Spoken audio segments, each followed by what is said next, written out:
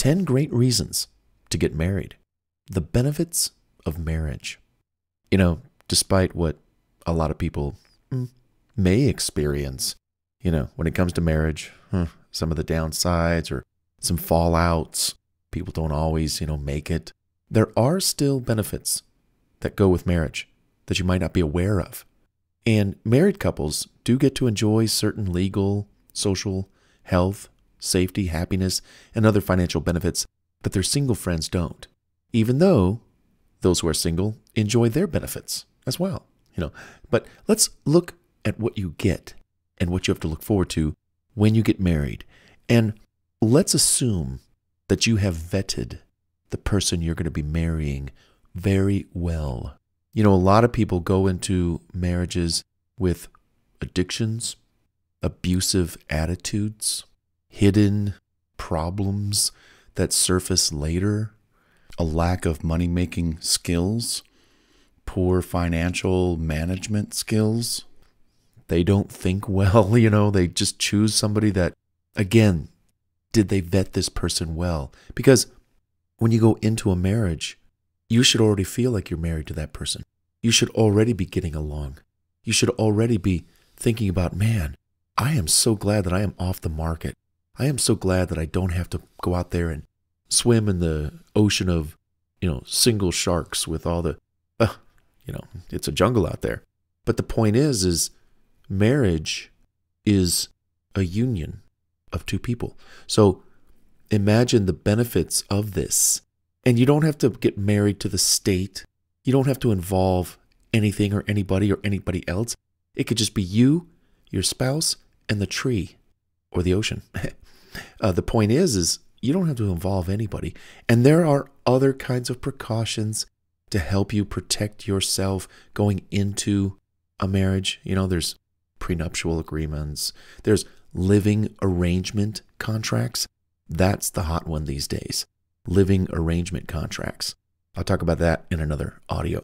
But seriously, there are benefits to getting married if that is on your mind. So let's get into it right now. Number 1, you can stop searching. You can stop wasting your time and money on the wrong prospects. If that isn't the first benefit, what else is, right? You can now focus on growing with someone rather than stagnating alone in all the areas of your life. No. And there's nothing wrong with being single. Being single allows you to focus on you, have a break, some downtime. That's awesome. But when you really find someone, that one for you, you can really build something. And that's really cool. Number 2, on average, married couples are healthier, happier, and enjoy longer lives than those who are not married. Not true in all cases, but for the most part, you got two people caring for one another, looking after one another, and that's where that comes in. Number 3, married couples build more wealth and faster than single cohabitating couples. In some cases, this is very true. One spouse works, pays the bills. The other spouse works, saves, invests. You got 2 incomes.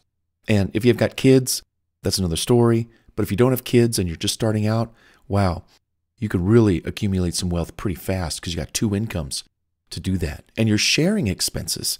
That's another thing. You only need one person to pay the bills. The other person has this free disposable income that could be used for investments, running a business, starting something online to make more money. Number 4, married moms usually have lower rates of depression than single moms. This is most likely because they have the financial and emotional support they need from their children's father and his family. Married women are also economically better off than divorced, cohabitating, or women who have never been married. And all of this is just because you've got a spouse, you've got a husband to work with you. You've got a wife. Both of them are working. Both of them are there to support each other emotionally.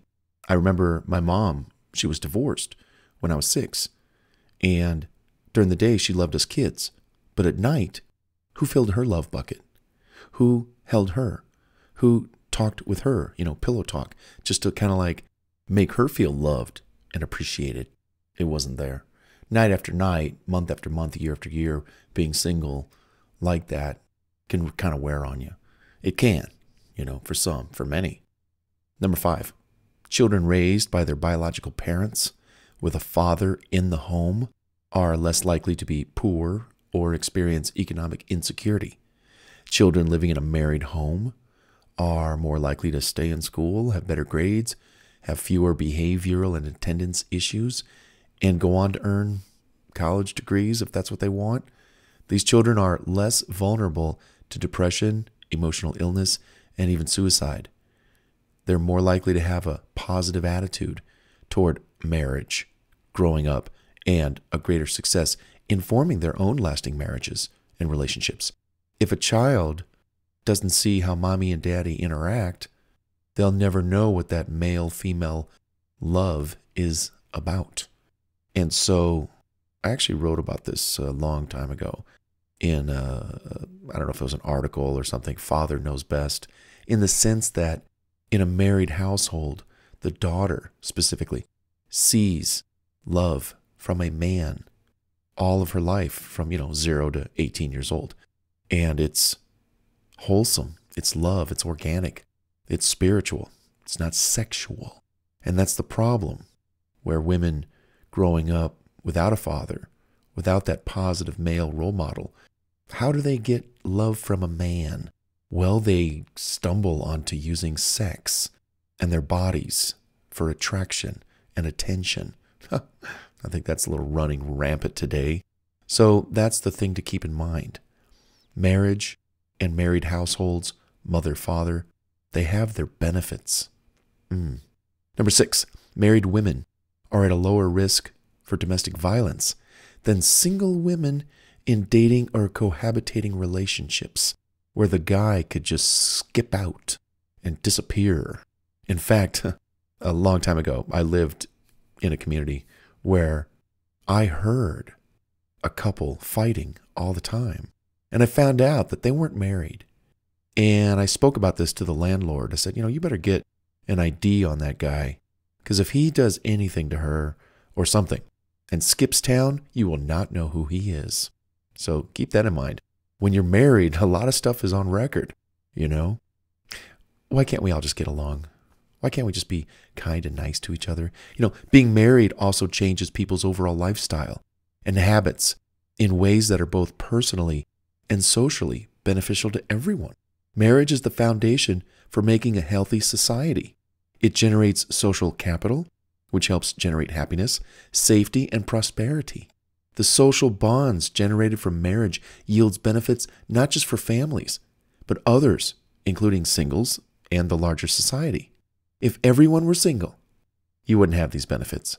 If everyone was single, which we've got a great majority of people today who are single for a long time, and what is that yielding? Sometimes being single can eat into your finances, causing more purchases because you got to buy your own stuff. You can't share with someone because you don't have a spouse. There's, no, you know what's going on out there. And I'm just trying to touch upon some of these benefits of marriage. And again, like I said, it's so important to vet the person you're going to be with to make sure that you're on the same page, career-wise, money-wise, how you handle arguments. Do you get along? Number 7, married women are significantly less likely to be the victims of violent crimes than single or divorced women. Again, married men are less likely to perpetrate violent crimes than unmarried men. Think about that for a moment. Single men out there, ladies, you don't know who they are. You're dating them for a week or 2 or a month, and then he turns on you. Versus having dated someone who loves you, who says, I will marry you. I will sacrifice my life and the things that I do, my freedom, and I will be with you. I will look at our togetherness, our getting together, our staying together like an investment, which I don't want to spoil or have it go sour by messing it up. That kind of man is going to be good to you for the most part. Be better. You know what I'm saying. These unmarried men, no one's holding them accountable. They are free agents to come, hit, and run. They just are. Number 8, tax-wise, Married couples do benefit from some tax breaks that single people do not get. This extends to receiving Social Security from a deceased spouse, whichever is greater, when you retire. A spouse can inherit an entire estate without tax consequences in some situations. Probate can be avoided with trusts and other estate planning techniques. So, if you're married and someone dies, you might get something. Insurance, life insurance, something like that. Payouts, assets, bank accounts. If you're single, nobody's around you dying. There are, and you might be included in a will, but I remember seeing people who are in their older ages, seniors, a spouse dies, and they still maintain some kind of income, and maybe they increase their income because maybe the husband died, and so his Social Security payments were larger, so she inherited that. There's some benefits here. Number 9, health insurance is cheaper, typically, for married couples, because you can get on your spouse's health insurance and get a family rate. Usually plans for one plus a spouse are less expensive versus having individual health plans. Do your research. What are you finding out there? And number 10, you have good protection if your spouse dies in most cases. You can receive survivor's benefits from a pension plan, among other retirement benefits you might be eligible for, than if you were single, alone, and on your own. And I know a lot of single people who are in their 40s, 50s, 60s, even their 70s. They are one paycheck away from the street. But those who were married, they have something to fall back on. They had an insurance policy, that kicked in, and bam, they got a huge sum of money from, their spouse. And on a side note, let me just say something about having children. I've run across people who are in their 50s, 60s, and 70s who did not have children, who met my mom, who met me, who met my sister, and they would always comment, wow, your kids are great. I wish I had kids. And I know why they're saying that. They're saying it because they're lonely, they're alone. They're saying it because they have no help. The older you get, you need help. And to get professional help, hired help, like caretakers and caregivers, that's expensive. But when you sacrifice your life and you have kids and you give up, those 1 to 18 years and tell you something. For the most part, when you get older, those kids come around for holidays. Maybe they don't come around often, but they do come around. Holidays, birthdays, they call you. You're not alone until the edge of death. And so by being married and having those kids, it's a sacrifice, no doubt about it. But I've just seen women specifically, and some men, but women specifically in their older ages, they are scared. They're scared of driving at night. They're scared of walking down a street alone. And we're talking like 60s, 70s, some 50s, in their 50s. So coupling up, marrying someone. And again, you don't have to get married to the state. You want to enter with a prenup, living arrangement, contract, to protect your finances. It's all understood. But there is something good to say about being married to someone that you find, that you vet, and you say, hey, I'm going to sacrifice my life for you. I'm going to give up my freedoms. I'm going to share my wealth. I need you to behave. No, I'm just kidding. I'm just kidding. But the truth is, every single day we are always being tested in someone's life. They chose us. We better own up to that responsibility and show up and do the job. Provide those kisses in the morning. Help out with those chores. Surprise the other mate with something very fun, cool, and romantic. Keep the spark alive. Keep those smiles smiling. I have a rule in Laws of the Bedroom, the book I wrote. Guys, we need to make our gals laugh 100 times a day.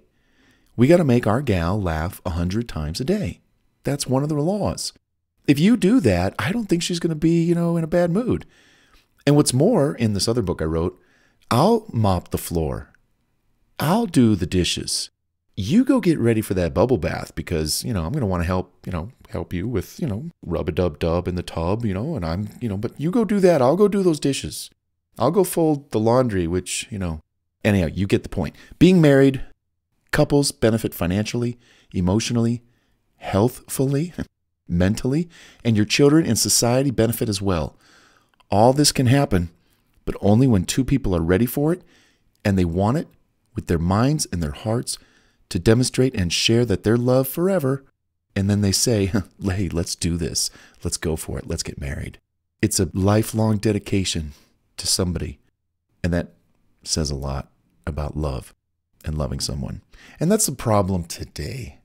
There's not enough love in the world. There's not enough patience. It's all about me, me, me, me, me, me, me.